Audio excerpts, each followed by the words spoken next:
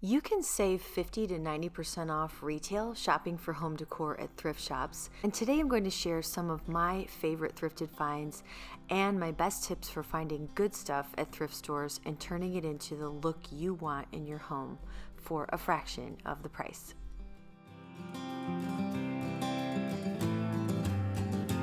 The problem is that thrift store items can be outdated, ugly, dirty, hard to find.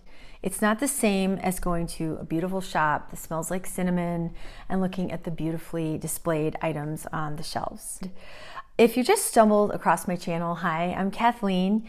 8 years ago, my husband and I bought a fixer-upper farmhouse from the 1870s in rural Kentucky, and we've been DIYing it back to life ever since. I have a passion for all things old world that started when I got to live for a time in Spain as a young woman. And the lessons I learned there about preserving the old and taking time to savor the small moments of life, living a passionate life, inspire me to this day as we make this house into a home for our family of 7.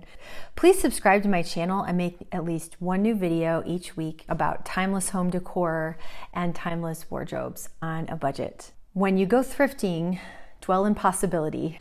I picked up these plastic medallion things to hang on the wall at my local Goodwill, and I just brushed them with Sherwin-Williams Parisian patina paint, like a dry brush, and they ended up looking, I think they look like copper. Okay, this I picked up off of the side of the road.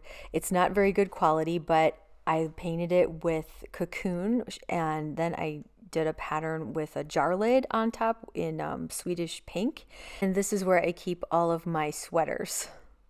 You love French country style, you are in luck because there is a ton of French country style furniture from the 60s that's actually really well made, and it was probably all sort of an off-white factory finish, but now you'll see a lot of it around. It's kind of icky and yellow, but the great news is the shapes on this stuff are incredible. They have the perfect shapes for that neoclassical style, and they're usually like, this is a really heavy, solid, gorgeous piece of furniture. Buying something like this new would be way out of reach for me. I love everything about it. I love the channels. I love these handles. The only thing I don't love is the yellowing paint job, but I do love to paint furniture. And if you want to get, the look you want on a budget, painting is like the quickest and easiest way. And there are see, there's beautiful dovetail joints there. I mean, this is just a solid piece. I got this for my girls' room. But yeah, learn how to paint furniture. It's a really fun hobby. There's so many ways you can take things. You have so much freedom. Look at that maker's mark. This is a really, really good piece, but let me show you what I did to this. And I got this for a song. I think it cost me $50. It was from Facebook Marketplace. If you love the French country look, Facebook Marketplace is full of, at least in my area, which I think this has got to be true across the country, full of furniture like this, as are many thrift stores and antique and vintage shops as well.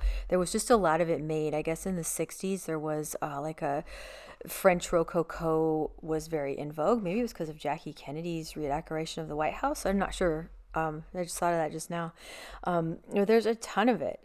And, even I'm dating myself here, but growing up in the 80s, I had a set of French country style furniture that was a hand-me-down, probably from the 60s. But I think a lot of us young girls did. You had like the bed and the desk and the night table. Anybody? Let me know in the comments. Went with a Swedish feel for these, like Swedish country. I used Swedish pink, which is an Annie Sloan chalk paint color. And I also used Parisian patina, which is a latex paint from Sherwin-Williams. I used to be really nervous about using anything but chalk paint, but the more furniture I have painted, the more comfortable I have gotten using regular latex paint. Sometimes I will DIY chalk paint by stirring in plaster of Paris with my latex paint, or sometimes I'll use real Annie Sloan paint, which is awesome, but a little pricey. This is how it all turned out, and I hope this gives you an idea of just how much fun it can be to upcycle these old yellowed pieces of French provincial style furniture. I sure had fun with this project. Okay, this next one I took inspiration from Carol Glasser. She is an amazing interior designer. This is her front entrance hall, not mine, sadly. But I decided to copy her. I had this piece of, again, yellowed 60s era, and it's this little table with a glass top, and I painted it gray. It's a Paris gray by Annie Sloan, and then I added some gilding on the details. And for a long time, it was my front entrance hall table.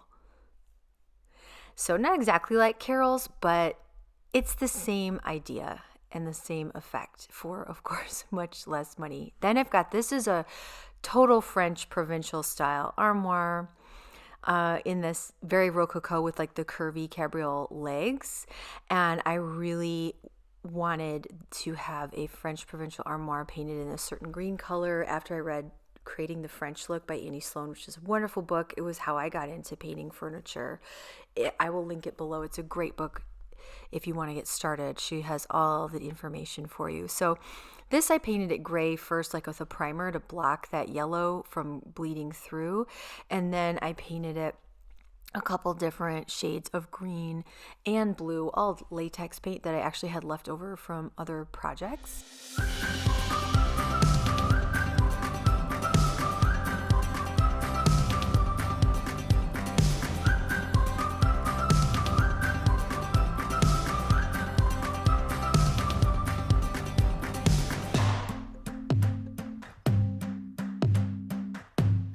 So in the end, I got my French provincial armoire for, again, this was probably $50, and then, I don't know, another $20 worth of paint.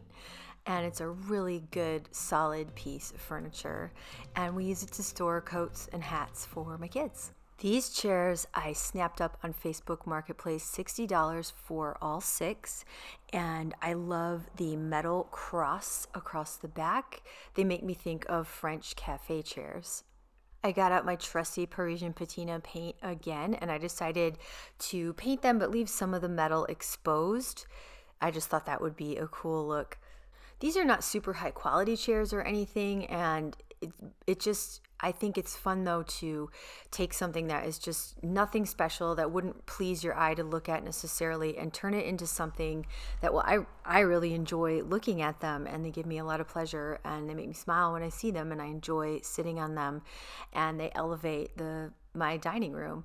So I think that's the great value of, it doesn't always have to be the super high quality thing even that you find thrifted. They were the price that I needed them to be, and we needed chairs. My kids are incredibly tough on chairs. I'm sure some of you can relate. So if and when they fall apart, I won't be as heartbroken as with some of my grandmother's chairs, which the kids have really beaten up, and now I'm looking at trying to pay someone to restore them, and it's hundreds of dollars, so I don't know if I'll even ever do it, which makes me sad. But just a little bit of paint can really elevate even something that you found thrifted or off Facebook Marketplace that's not from somewhere very fancy. One of my favorite decorators, Rita Koenig, likes to say that decorating really comes down to tables, lamps, and chairs, and you can never have too many of them. Well, lamps are an awesome thing to pick up thrifted. You can pick up shades thrifted, you can pick up the bases separate and then put them together, or you can pick up whole lamps. I got this teeny little lamp for $4 once many years ago, and I actually liked the shade at the time, but it got really beat up over time. I did to try to do a faux pleated shade with it, which I did, and I have a tutorial about how I did this. It just involves a hot glue gun and a lot of ironing, and you can get pretty much the same look as a real sewn pleated shade, which are much harder to pull off. I haven't attempted that yet, but this is a really fun, like, you could do this in an afternoon, and if you've got some ugly lampshades and some extra fabric, or even just go get some fabric that's really affordable, I really am happy with that result. I hope these ideas for how a little paint, a little fabric can elevate and revamp thrifted finds inspires you too. Some of the best things to look for at thrift shops are high quality brown furniture, glassware, dishes, vintage blankets and quilts, baskets, and lamps. That's where I have my best luck. Train your eye to spot quality. Go to a shop where you feel like you can't afford it, it's very high end. Just look around and train your eye, get your eye in. And then take that learning with you to the thrift shop.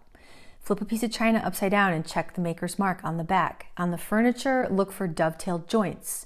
Look for marble, brass, silver, wood, glass. If you know your style, if you're comfortable with that, you can visualize easily how to flip something into what it is you really want and visualize a potential transformation right there in the store. I'd love to hear about your favorite thrift finds, and please check out my lampshade tutorial if you'd like to try this out on a lamp of your own. It's really a stunning and easy, quick pick-me-up for any room.